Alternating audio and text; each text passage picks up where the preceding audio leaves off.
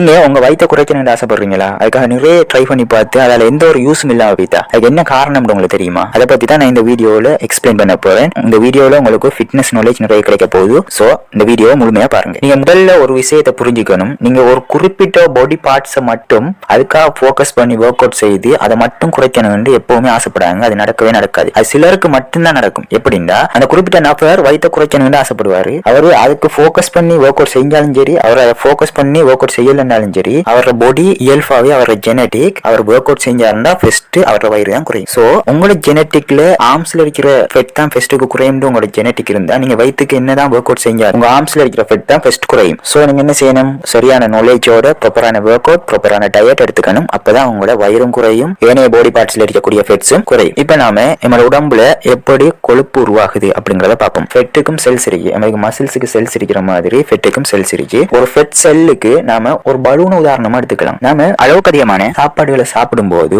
ஒரு பலூன் உருவாகுது. நாம ஒர்க் அவுட் செய்யும் போது அந்த பலூன் அப்படியே சுருங்குது. நம்ம உடம்புக்கு தேவையான அளவோட அளவுக்கு அதிகமான உணவுகள் எடுத்துக்கொள்ளும் போது புதிய ஃபெட் செல்ஸ் உருவாகும். இப்ப நம்ம அந்த ஃபெட் செல்ஸ் எப்படி இல்லாம செய்யறது? ஃபெட் செல்ஸ் நம்ம இல்லாம செய்ய முடியாது. நம்ம உடம்புல ஒரு தடவை ஒரு ஃபெட் செல் உருவாகிட்டுன்னா அது நம்ம உடம்பை விட்டு நீங்காது. ஆனா அந்த ஃபெட் செல்ல அந்த பலூனை சுருங்க வைக்க முடியும். அதுக்கு நம்ம ஒர்க் அவுட் செய்யணும், ப்ராப்பரான டயட் இருக்கணும். அதன் மூலமா நம்ம அந்த பலூனை சுருங்க வைக்க முடியும். ஆனா அந்த பலூனை இல்லாம ஆக்க முடியாது. அதனாலதான் அதிக வெயிட் இருந்து வெயிட் லாஸ் பண்ணவங்க திரும்ப அதை மெயின்டைன் பண்ண போகும்போது குயிக்கா அந்த வெயிட் அவளுக்கு கெயின் ஆகிடும். அது என்ன காரணம்னா அந்த ஃபெட் செல்ஸ் வந்துகிட்டு அவங்களோட உடம்புல அப்படியே இருக்கிறது. அது அப்படியே இருக்கிறதால அந்த பலூன் குயிக்கா ஊதிடும். சோ நீங்க உங்களோட வயிற்றை குறைக்கணும், வயிற்றுக்கு ஃபோக்கஸ் பண்ணி ஒர்க் அவுட் செஞ்சீங்கன்னா எந்த ஒரு யூஸும் இல்லைன்னு சொல்ல முடியாது. அதாவது நம்ம ஒரு இடத்தை ஃபோக்கஸ் பண்ணி ஒர்க் அவுட் செய்யும் போது அங்க இருக்கக்கூடிய மசில் ஆக்டிவேட் ஆகும். சோ எந்த யூஸும் இல்லைன்னு சொல்ல முடியாது. ஆனா நீங்க ஃபெட் லாஸ் பண்ணணும்னு நினைச்சீங்கன்னா அது நடக்காது. அது அந்த ஜெனட்டிக் உள்ளவருக்கு மட்டும்தான் நடக்கும். கொஞ்சமா ஃபெட் லாஸ் ஆகலாம். ஆனா நீங்க அடுத்த சாப்பிடக்கூடிய சாப்பாடுடைய கலோரி வந்துகிட்டு நீங்க ஃபெட் பர்ன் பண்ணதை விட அதிகமா இருக்கலாம். சோ திரும்ப உங்களுக்கு ஃபெட் கெயின் ஆகிடும். உதாரணத்துக்கு ஒருத்தர் காலையில எழுந்திருச்சு வாக்கிங் போறாரு. அதன் மூலமா அவருக்கு ஒரு 200 கேலரிஸ் பர்ன் ஆகுது. திரும்ப அவரு ஏதாவது ஒரு சாப்பாடு சாப்பிடுறாரு. அந்த சாப்பாடுல இருந்து அவருக்கு 300 கேலரிஸ் கிடைக்குது. என்ன நடக்கும்? அவர் பர்ன் பண்ண 200 கேலரிஸும் வந்து எக்ஸ்ட்ரா ஒரு 100 கேலரிஸும்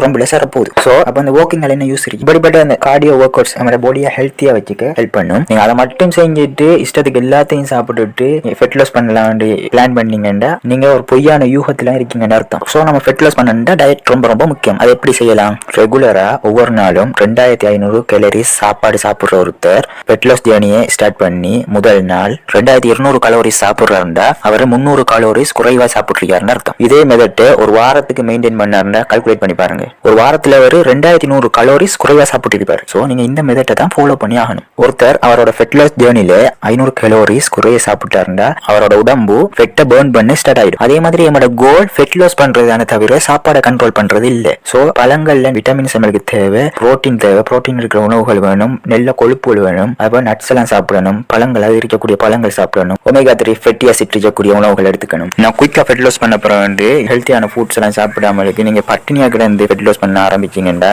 உங்களுக்கு ஃபெட் லாஸோட சேர்த்து மசில் லாஸும் ஆகும். மசில் லாஸ் ஆகினா நீங்க ஒரு மெலிஞ்ச ஒல்லியான பழமில்லாத பேசன மாறிடுவீங்க. சோ வயிற்றை குறைக்கணும் ஆசைப்பட்டு பழமில்லாம ஆகக்கூடாது. வயிற்றையும் குறைக்கணும், உடம்பும் ஹெல்த்தியா இருக்கணும், ஸ்ட்ராங்காகவும் இருக்கணும். அதுக்கு ப்ராப்பரான ஒர்க் அவுட், ப்ராப்பரான டயட், ப்ராப்பரான நாலேஜ் எல்லாமே தேவை. ஃபெட்லயும் குட் ஃபெட் இருக்கு. அந்த குட் ஃபெட் இருக்கக்கூடிய உணவுகள் எடுத்துக்கலாம். அவகோடா மாதிரி பல வகைகள், நட்ஸ் இருக்கு, ஃபிஷ் இருக்கு. இதுல இருக்கக்கூடிய ஃபெட் எல்லாம் குட் ஃபெட்ஸ். இதெல்லாம் நீங்க எடுத்துக்கலாம். ஒமேகா 3 ஃபெட் எடுத்துட்டீங்கன்னா அது உங்களோட ஃபெட் லாஸுக்கு கூட ஹெல்ப் பண்ணும். நீங்க ஒரு பல்கியான பர்சனா இருந்தீங்கன்னா நீங்க கொஞ்சம் கஷ்டப்படத்தான் வேணும். உங்களோட கொழுப்பெல்லாம் குறைச்சி ஃபெட் லாஸ் பண்ணி ஒரு ஃபிட்டான ஷேப்புக்கு கொண்டு வர வரைக்கும் நீங்க கொஞ்சம் கஷ்டப்படணும். அதுக்கு பிறகு நீங்க ஒரு ஃபிட்டான ஷேப்புக்கு வந்ததுக்கு பிறகு அதை மெயின்டைன் பண்றது உங்களோட வேலையா இருக்கும். அதுக்காக உங்களுக்கு பிடிச்ச சாப்பாடை சாப்பிடாம இருக்காங்க. உங்களுக்கு பிடிச்சதை சாப்பிடுங்க. அதை ஒரு கண்ட்ரோல்ல வச்சுக்கோங்க. நீங்க ரெகுலரா ஆயில் ஃபுட், ஜங்க் ஃபுட்ஸ், சக்கரை அதிகமா சேர்ந்த உணவுகள்லாம் சாப்பிடாதீங்க. அதை ஒரு கண்ட்ரோல்ல வச்சுக்கோங்க. எப்பயாச்சும் இடைக்கிடைக்க சாப்பிட்டுக்கோங்க. நான் ஏற்கனவே சொன்னதுதான், அதாவது நீங்க கலோரி கொஞ்சம் கொஞ்சமா குறைச்சிக்கிட்டு வரணும். அதுக்கு நீங்க ஒரு வாரத்துக்கு நான் இவ்வளவுதான் சாப்பிடுவேன் அப்படின்ட்டு நீங்க கால்குலேட் பண்ணிட்டீங்கன்னா அதுக்குள்ள உங்களுக்கு விரும்பிய ஃபுட்ஸை நீங்க சாப்பிட்டுக்கலாம். நீங்க சாப்பிடுற சாப்பாடு அந்த கலோரியை விட அதிகமா உங்களுக்கு கொண்டு போகாம இருந்துக்கிட்டா நீங்க எதை வேண்டுமானு சாப்பிட்டுக்கலாம். உங்களுக்கு நாலேஜ் சரியா இருந்துச்சுன்னா நீங்களே உங்களோட உடம்பை குறைச்சி அழகான ஷேப்புக்கு கொண்டு வரலாம். நீங்க ஒர்க் அவுட் செய்யும் போது உங்களோட ஹார்ட் ரேட்டை சரியா மெயின்டைன் பண்ணிக்கோங்க. ஒரு ஃபிட்னஸ் வாட்ச் வச்சுக்கோங்க. உங்களோட ஃபிட்னஸ் வாட்ச் இல்லாட்டியும் நீங்க அதிகமா மூச்சு வாங்காம போதுமான அளவு ரெஸ்ட் எடுத்து ப்ராப்பரா ஒர்க் அவுட் செஞ்சுக்கோங்க. நீங்க போதுமான அளவு தண்ணீர் குடிக்கணும். நீங்க ஒர்க் அவுட் செய்யும் போது உங்களோட உடம்புல இருந்து எல்லாம் வேர்வை வியர்வை மூலமாக வெளியாகி உடம்பு டீஹைட்ரேட் ஆகி நிற்கின்ற உங்களுக்கு தண்ணி ரொம்ப ரொம்ப முக்கியம். தாகத்தோடையும் களைப்போடையும் ஒர்க் அவுட் செய்யாதங்க. ப்ராப்பராக ரெஸ்ட் எடுத்து தண்ணி குடிச்சு ப்ராப்பராக ஒர்க் அவுட் செய்யுங்க. தூங்கணும். நீங்கள் தூக்கம் ரொம்ப ரொம்ப முக்கியம். தூக்கத்தில் அவங்களோட உடம்பு வளர்ச்சி அடையும், ஃபெட் லாஸ் ஆகும். என்ன செயற்பாடாக இருந்தாலும் தூக்கத்து மூலம் தான் அவங்களோட உடம்பு அடுத்த நிலைக்கு போகும். ஸோ தூக்கம் ரொம்ப ரொம்ப முக்கியம். 6 மணி தேரத்துலேருந்து 8 மணி தேரம் நீங்கள் கட்டாயம் தூங்கணும். அதே போல் ஏர்லியாக தூங்க பழகிக்கங்க.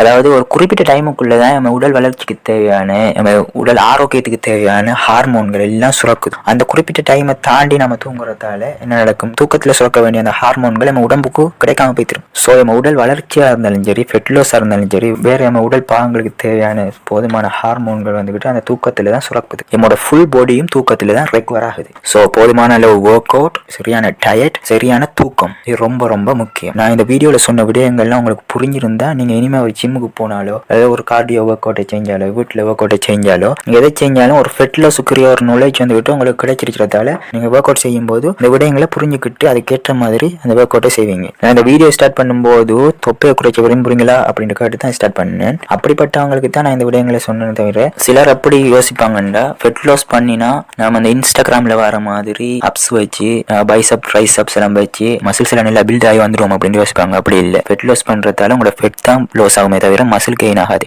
மசில் கொஞ்சமாக கெயின் ஆகலாம். ஏன்டா ஃபெட் லாஸோட சேர்த்து நம்ம ஒர்க் அவுட்டும் செய்யத்தான் வேணும். நான் ஏன் சொல்கிறேன்டா, சிலர் இந்த ஃபெட் லாஸ் பண்ணினாலே மசில் கெயின் ஆகும் யோசிச்சுட்டு இருப்பாங்க. அதாவது இந்த டிரான்ஸ்ஃபார்மேஷன் வீடியோலாம் போடுவாங்க சிலர். அந்த டிரான்ஸ்ஃபார்மேஷன் வீடியோவில் ஒரு ஃபெட்டாக இருப்பார். பிறகு அந்த ஃபெட்டை லாஸ் பண்ணி உடம்புல நல்லா கட் பண்ணி தசையெல்லாம் நல்லா ஸ்ட்ராங்காக இருக்கும் அப்படி இருப்பார். அது ஒரு பிகினருக்கு வராது. அவங்க யாருண்டா, அவங்க ஏற்கனவே ஜிம் செய்து அவங்க ஃபிட்டாக இருந்தவங்க, அவங்களோட தசையை இன்னும் கொஞ்சம் அதிகமாக பெருசாக்கணுங்கிறதுக்காக அவங்க பல்கிங் செஞ்சிருக்காங்க. பல்கிங் செய்யும் போது அவங்களுக்கு ஃபெட் வச்சிருச்சு. திரும்ப பல்கிங் செய்து முடிஞ்சதுக்கு பிறகு திரும்ப அந்த ஃபெட்டை ரிடியூஸ் பண்ணுறதுக்கு டயட் இருந்து அதை உங்களுக்கு வீடியோ எடுத்து போடுறாங்க. ஜிம்முக்கே போகாதவர், எக்ஸசைஸே செய்யாத ஒருத்தர் அதை பார்த்துக்கிட்டு ஃபெட் லாஸ் பண்ணா நானே இப்படி உடம்பா வருவேன் அப்படின்னு யோசிக்கிறது ரொம்ப ரொம்ப பிள்ளையான விடயம். நீங்க அந்த வீடியோல பாக்குறவரு அப்படி கட்டுக்கோப்பா ஸ்ட்ராங்கா இருக்காருந்தா அவர் ஏற்கனவே இருந்த அந்த பாடிக்குள்ள, அந்த கொழுப்புக்குள்ள அவருக்கு அந்த மசில்ஸ் இருக்கு. உங்களுக்கு அந்த மசில்ஸ் இருக்கா? உங்களுக்கு அந்த மசில்ஸ் இருந்தா தான் நீங்க ஃபெட் லாஸ் பண்ணதுக்கு அப்புறம் அந்த மசில்ஸ் வரும். ஃபெட் லாஸ் பண்ணும்போது எக்ஸசைஸ் செஞ்சு அதை மசில் லாஸ் ஆகாம மெயின்டைன் பண்ணி ஃபெட்டை மட்டும் கட் பண்ணி எடுத்தீங்கன்னா தான் உங்களோட மசில் நல்ல ஸ்ட்ராங்கா வெளியில தெரியும். உங்களுக்கு மசிலே இல்லாத நீங்க ஃபெட் மட்டும் வச்சிருக்கக்கூடிய நீங்க